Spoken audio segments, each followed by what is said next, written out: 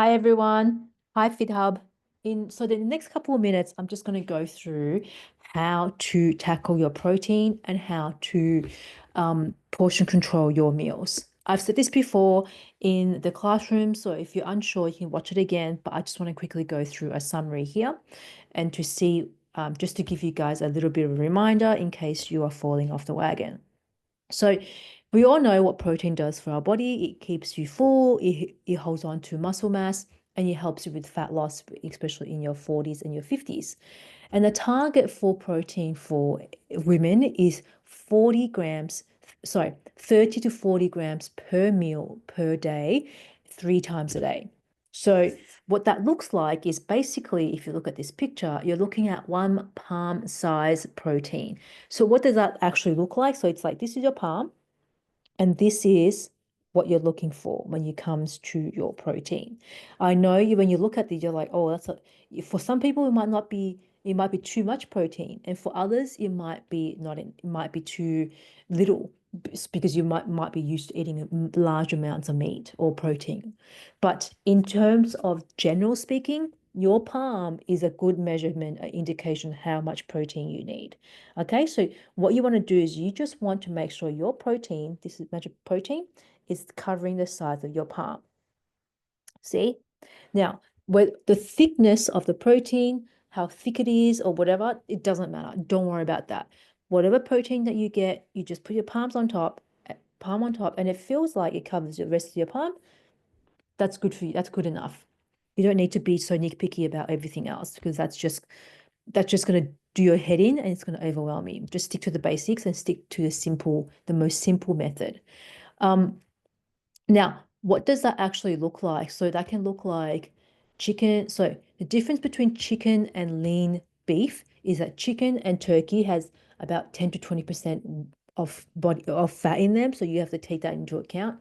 Whereas lean beef is basically zero fat. So you can eat a little bit more so that to give you a little bit more protein. Now, fish and salmon, once again, it gives you 30 to 35 grams of protein. Eggs, you are looking for 3 eggs. So 3 eggs gives you 18 grams. Each egg is 6 grams of protein. So if you have 3 eggs, that's only 18 grams. So you kind of want to top it up with a little bit of egg whites if you can find them. You can just find a liquid version from the shops, and that will take you over to 30 grams. The other options you can have are, things like Greek yogurt. That also gives you a bit of protein. So it only gives you like 8 grams of protein per 100 per serve or per 100 meals. It's not that much, but you want to add on protein powder, then that will take you way over the 30 grams. Um, if you're uh, vegan or vegetarian, you can just get tofu or tempeh, and that big palm size is only about 25 to 30 grams. But you need to make sure that when you do eat tempeh or tofu, whatever you pair it with, if you're pairing it with like other types of vegan meats, you have to be very careful that it doesn't tick your fats over because those things are quite high in fat. And the other thing is if you're mixing tofu and tempeh with either rice or a lentil, that's fine, but you need to make sure that if you're eating a lentil is the only source of carbs on your dish because lentils are made up of half carb and half protein. Okay. And then tofu and tempeh is like protein and fats. And then obviously you also got protein shakes that you can do for your protein as well. So some examples of breakfast. Okay, before I go to breakfast, let's talk about this palm thing. So I talked about the palm size protein, so you just only want to look at this bit. And then fistful of veggies. So fistful, it's like this. Now, this applies to mainly just cooked veggies. If you are having a salad, it doesn't matter, just go for your life. So salad, especially if you have a lot of lettuce, so you can just bring it into volume because what you're looking for with vegetables is volume. It's not to reduce the intake, it's the volume because that is going to translate over to your eyes, and your eyes are going to think, oh, my dish is massive and I'm going to eat so much and are going to be so full. But what you're doing is you're just eating a lot of vegetables. You're not really eating anything else. Now, starches as carbs, it's going to be very different with carbs, so you have to cap your size like this. It's pretty hard to measure when it comes to this kind of hand. So what I always recommend is just go for 1 cup. 1 cup if you um if you are, say, just do 1 cup. Yeah, just do 1 cup for now. Either 1 cup of pasta, 1 cup of rice, or 1 cup of whatever it is, because that 1 cup equals to about 30 grams of carbs, and that's all you really need. Okay. And then fats. Fats is one thumb width, this much, which equates to something like 1 tablespoon of olive oil, 1 tablespoon of coconut oil, and 1 tablespoon of butter.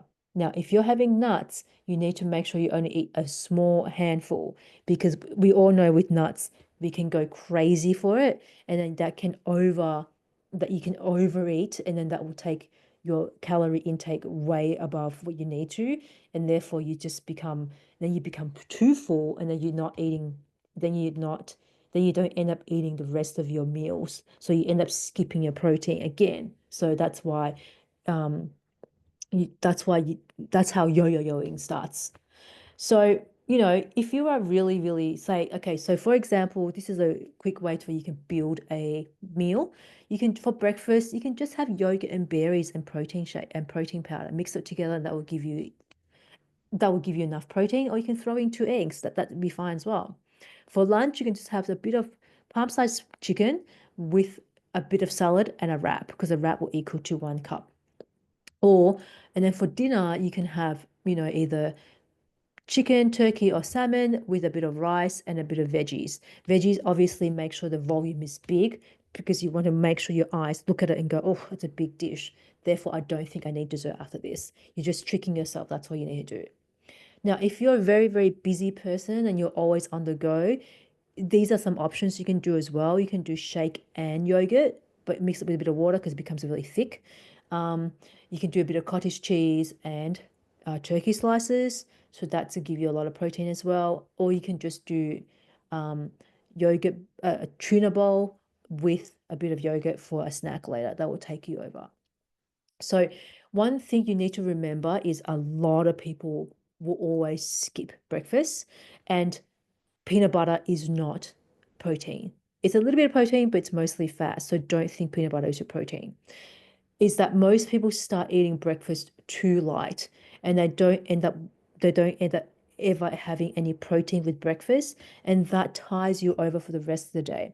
If you don't have protein for breakfast, you will definitely going to end up snacking at 11 o'clock, and then you're definitely going to get a 3 o'clock drop in energy. So whatever you think you can handle in the morning for protein, just always make sure there is something there on your plate. If you're in doubt whether or not I've eaten enough protein for the day, the likelihood is you haven't, so just add something into it as well. Always caution on the side of I haven't eaten enough protein rather than I've eaten heaps of protein, because the likelihood is you haven't eaten enough protein. Okay, so that's my take for today, and that's today's tutorial and Wednesday tutorial about portion control. So if you find this helpful, drop a comment on what you'd like to, watch about tutorials, and I will endeavor to make a video about it. All right, see you next time.